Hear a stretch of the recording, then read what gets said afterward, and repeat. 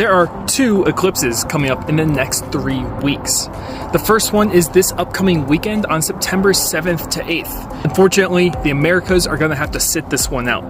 Even though almost 7 billion people are going to be in the path of the first eclipse, which is going to be a total lunar eclipse for most of the world, the Americas aren't going to be in the path. It will actually be daytime when this eclipse is happening over here.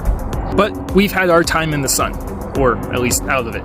Because if you remember, back in April of 2024, we had the total solar eclipse, and this past March, on March 14th, which is Pi Day, we had a total lunar eclipse.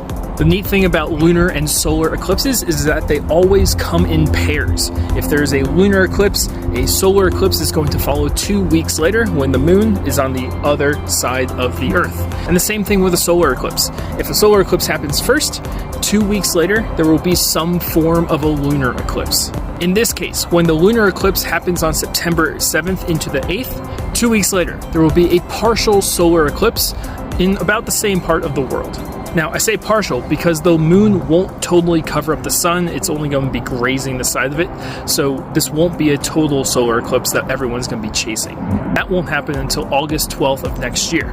I'm personally going to be leading a cruise in the Mediterranean with Azamara Cruise Lines, where we are going to start in Athens, Greece, and make our way around the Mediterranean all the way to Barcelona.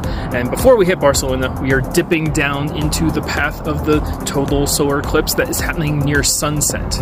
And we're kind of lucky right now, because next year, with that August 12th eclipse, is going to be followed up by the August 2nd eclipse that is going to be crossing northern Africa.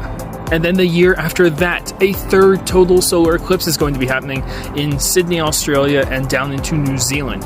So while eclipses on average occur roughly every 2 years, we're just in the middle of one of these cycles where we're getting a back-to-back-to-back solar eclipses. But remember, if you live in the United States, we're going to have to wait another 20 years from now in order to get our next total solar eclipse. There will be a couple that actually dip down into Lake Montana, but the next one that crosses the United States won't be until 2045.